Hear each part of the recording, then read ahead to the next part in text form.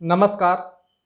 आज बात बिहार विधानसभा चुनाव की, क्योंकि बिहार के विधानसभा चुनाव में कुछ अप्रत्याशित चीज़ें हो रही है और कहीं जो यहाँ के सत्तारूढ़ गठबंधन है एनडीए और खास करके ये बीजेपी ने नीतीश कुमार पे जो जाल फेंका है उस जाल में नीतीश कुमार फंस तो नहीं गए हैं। जी हाँ, अब जिस तरह की सिचुएशन बन रही है बिहार में उससे ये बातें भी सामने आने लगी है कि कहीं बीजेपी ने जिस तरह का जाल फेंका है, बिछाया है, उस जाल में नीतीश कुमार की पार्टी जदयू फंस गई है। जी हाँ, आखिर हुआ क्या है मैं ये बताता हूँ। इसकी भी पॉसिबिलिटी है, क्योंकि इलेक्शन में और खास करके ये भारतीय पॉलिटिक्स में एवरीथिंग इज फेयर। जी हाँ, अब विचारधारा वाली कोई बात रही नहीं। आखिर हुआ क्या है अब मैं ये बता रहा हूँ। अभी तक एनडीए में बिहार में 3 दल शामिल थे, अब 2 नए भी जुड़ गए हैं, उसका बात छोड़िए। मैं बोल रहा हूँ बेसिकली चिराग पासवान की एलजेपी, रामविलास पासवान की एलजेपी, बीजेपी और जदयू। मूलतः बाद में 2 और पार्टियां शामिल होगी, विकासशील इंसान पार्टी और मांझी वाली पार्टी, और चिराग निकल गए। और चिराग पासवान की एक खास वर्ग के लोगों में, जो उनकी जातियों से आते हैं, खासकर पासवान वर्ग के लोगों में उनकी पूरी पकड़ है। जी हाँ, और शायद गलती से 1 आध 2 वोट नाम गिरे इधर उधर तो रिमेनिंग सारी वोटें जाएगी चिराग पासवान को। ये बात सच्चाई है, मैं अपने गांवों में भी ये बातें देखते रहता हूँ। और जो रिमेनिंग पार्टीज हैं और जो बड़े वर्ग के लोग हैं, सवर्णों में भी चिराग पासवान की पार्टी का एक खास, जी हाँ, पकड़ है। खासकर भूमिहार वर्ग के लोगों में तो सवर्णों में भी है। और बिहार का जिस तरह का विधानसभा चुनाव हो रहा है इस बार, उसमें अब ये बातें क्लियर हो चुकी है कि चिराग पासवान की एलजेपी एनडीए से बाहर आ गई और अपना नया नया कैंडिडेट देना शुरू कर दी। और जिस तरह से सीटों का बंटवारा हुआ जदयू और बीजेपी का, उसमें बहुत सारे बीजेपी के लीडरों का टिकट कट गया। ये कहिए वहां से जदयू के कैंडिडेट खड़े हो गए तो वहां से टिकट कट गया।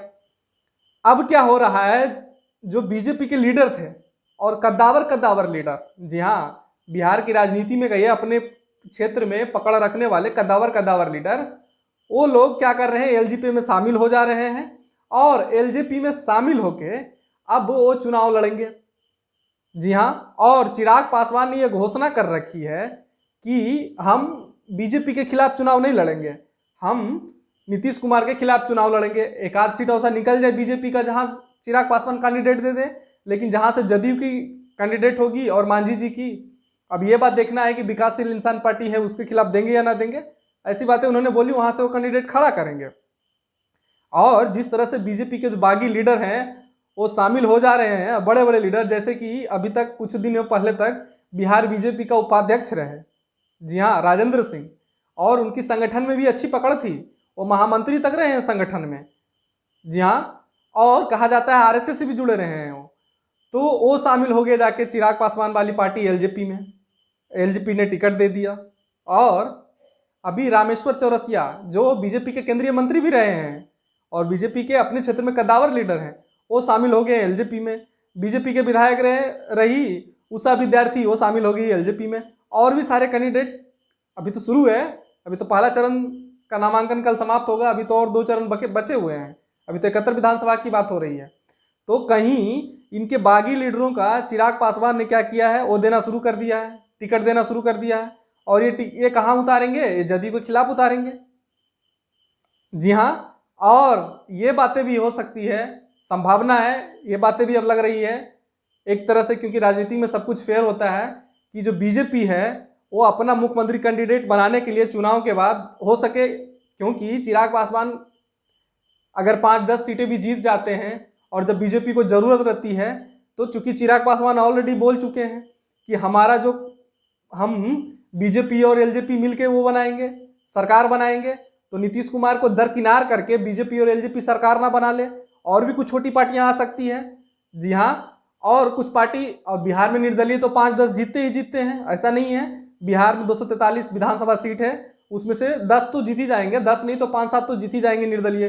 तो निर्दलीय हो गया, चिराग पासवान की पार्टी हो गई, और भी कुछ छोटे दल हैं, उनसे वो लेके, जी हाँ, कुशवाहा भी हो सकते हैं वो, ऐसा नहीं हो सकता कि नहीं है, और भी छोटे पार्टियों से वो लेके कहीं बीजेपी अपना पहली बार बिहार में अपना मुख्यमंत्री का कैंडिडेट ना दे दे और नीतीश कुमार को दरकिनार ना कर दे, क्योंकि नीतीश कुमार की अब राजनीति ज़्यादा दिन चलने वाली नहीं है। मैक्सिमम 5 से 10 बरस तक, 5 बरस हो गया, इससे ज़्यादा नहीं हो सकता है 10 बरस, क्योंकि इनके पार्टी का कोई भविष्य नहीं है फ्यूचर में। क्योंकि बिहार में और जितनी पार्टियां थी सब अपने लाडले को उतार दिए हैं, लेकिन नीतीश कुमार अभी उतारे नहीं है।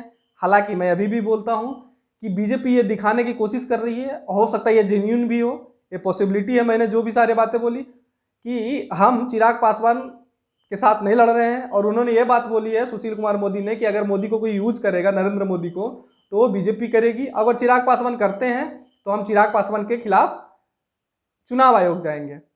और भी जब भी मौका मिलता है, जब भी प्रेस कॉन्फ्रेंस होता है, तो वो चिराग पासवान के खिलाफ ये बोलते हैं कि हम नीतीश कुमार के पक्ष में हैं, नीतीश कुमार ही हमारा सीएम कैंडिडेट है, भले ही हम नीतीश कुमार से ज्यादा सीटें क्यों ना जीत लें। ऐसी बातें भी खुल के आ रही है। और अब तो आरजेडी जो है, जी हाँ, मुख्य विपक्षी दल और कांग्रेस, और खास करके ये आरजेडी के जो मनोज झा हैं, राज्यसभा सांसद, उन्होंने तो अब ये बातें बोली कि बीजेपी 2 फ्रंट पे लड़ रही है। जी हाँ, एक फ्रंट पे तो प्रत्यक्ष रूप से लड़ रही है जो जदयू के साथ है, एक फ्रंट पे अप्रत्यक्ष रूप से। हालांकि जदयू के अजय आलोक जो नेता है, उन्होंने ये बातें बोली है कि नीतीश, ये जो एलजेपी है वो तेजस्वी यादव के बी टीम है। अब हो जो भी, लेकिन अब राजनीति में ये भी कयास लगाए जा रहे हैं, और चूंकि पॉलिटिक्स में कुछ भी जायज है, everything is fair in Indian politics, तो ये सारी संभावनाएं भी बन रही है। और कहीं ऐसा ना हो कि जदयू उस जाल में फंस ना गया हो। जी हाँ, ये सारी बातें हैं, क्योंकि रामविलास पासवान अभी भी केंद्र में मंत्री है। वो अलग बात है कि उनकी तबीयत खराब है, हो सकता है बीजेपी उसके लिए भी रुक गया हो, लेकिन बीजेपी के जो लीडर हैं बिहार बीजेपी के, किसी भी ने ये बातें नहीं बोला है कि रामविलास पासवान को हटा दिया जाएगा उससे। और अगर ना हो तो ये भी हो सकता है कि बीजेपी और जदयू मिलके भी अगर पूरी सीटें ना जीत पाए, 5-10 सीटों की जरूरत हो, और वहां से वो जीत जाए चिराग पासवान, तो फिर सरकार बन सकती है एनडीए की। तो ये सारी पॉसिबिलिटी मैंने बताया, और अब ये कयास लगाए जा रहे हैं बिहार के विधानसभा चुनाव में कि कहीं जदयू, नीतीश कुमार की पार्टी फंस ना गई हो बीजेपी के बिछाए हुए जाल में। तो ये भी संभावना है। मैंने सोचा इसके बारे में भी एक वीडियो बना दिया जाए, और चूंकि मैं बिहार से हूँ तो मैं उस एरिया से भी वाकिफ हूँ और सारी सिचुएशन लगभग जानता हूँ, वहाँ का ग्राउंड रियलिटी। तो अभी तक जो भी आप मेरा वीडियो देख रहे हैं उनका बहुत बहुत धन्यवाद। मेरे चैनल को सब्सक्राइब कर लीजिए, शेयर कर लीजिए। धन्यवाद। जय हिंद।